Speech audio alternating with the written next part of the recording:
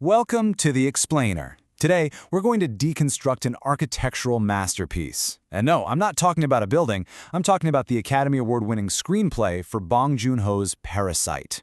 We're going to analyze the blueprint of this modern tragedy and see exactly how it was built. So, it all kicks off with this one totally sarcastic question. The matriarch, Chung-suk, asks her husband what his plan is. And that single word, plan, it becomes the driving force for the entire story. I mean, this screenplay is obsessed with plans, the joy of making them, the thrill of pulling them off, and of course, the absolute tragedy of watching them all crumble. All right, let's dive into Act 1, the infiltration. The screenplay immediately throws us into the world of the Kim family, where, for them, survival isn't just a goal, it's a full-blown art form.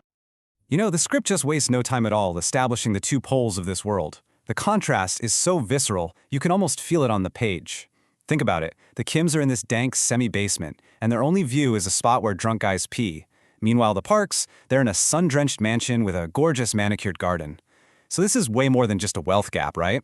The script is immediately showing us a gap in light, in space, and honestly, in basic human dignity. Okay, so every story needs that spark, right?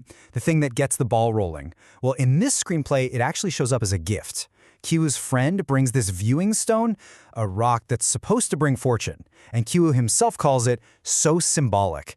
And he is totally right. It's like hope, but you can actually hold it in your hands. And it's this rock that directly leads to a very concrete, and let's be honest, a very dangerous opportunity. So, the opportunity is there. But how do they get in? Well, the screenplay gives us the key in just one line of dialogue. When describing Mrs. Park, Kiwoo's friend says, "She's simple." And that right there, that's the crack in the armor.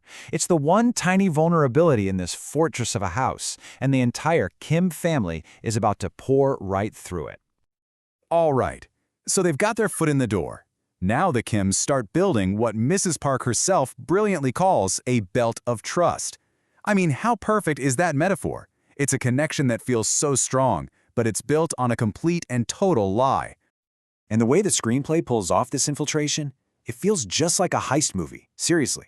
Every single step is a masterclass in social engineering. Kiwoo gets his sister in as Jessica, the art therapist, then Jessica masterfully frames the driver. Finally, and this is my favorite part, they literally weaponize a peach allergy to install their mother as the housekeeper. And just like that, in a few short scenes, the takeover is complete. And that brings us to Act 2, the reversal. So the act opens with the Kims at the absolute peak of their success. They're lounging in the mansion, the Parks are away, they are living the dream. But then the screenplay just shatters that dream with a single sound, a doorbell ringing in a torrential downpour. And you just know everything is about to change. And who is it? It's Moon Kwang, the housekeeper that got fired. She claims she left something in the basement. And the tension here is just wow. The screenplay builds it perfectly around this simple question. What could possibly be so important that you'd come back for it in a storm like this? Well, the answer? It's going to change everything.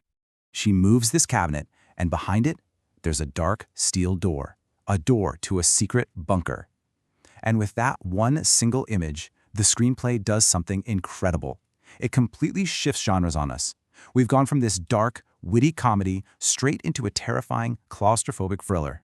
So this is it. This is the big twist. Turns out, the Kims are not the only parasites in this house. Moon Kwang has been hiding her husband down there for years. What the script does here is genius. It gives us a mirror image of the Kims, another family living in the shadows. And as you can imagine, this discovery just instantly kicks off a violent struggle for control of the house. So you've got this insane brawl happening, right? They're fighting over a phone with a video that could expose everything. And then the phone rings. It's Mrs. Park. The camping trip was a washout because of the storm, and they'll be home in 8 minutes. 8 minutes. Suddenly, that carefully constructed plan, it's about to be, well, literally washed away. What happens next is just a masterclass in escalating tension. I mean, it's an absolute cascade of catastrophe. You go from the brawl to this frantic 8-minute cleanup to the utter humiliation of hiding under a coffee table like cockroaches.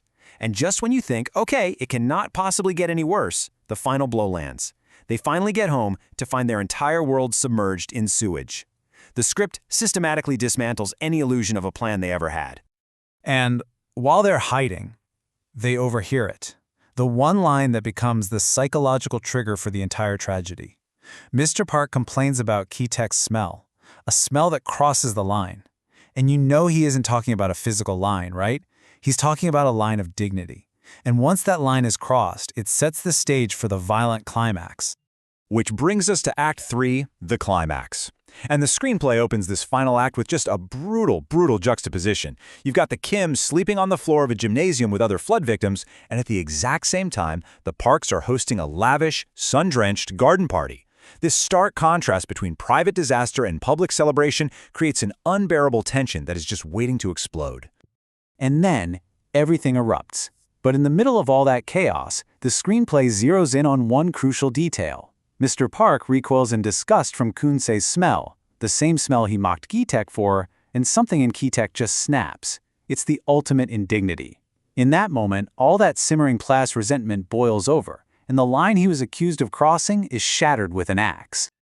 But the story doesn't end with that explosion. The final act of the screenplay deals with the haunting fallout. It details the tragic fates of the survivors and reveals one final, absolutely devastating piece of the puzzle.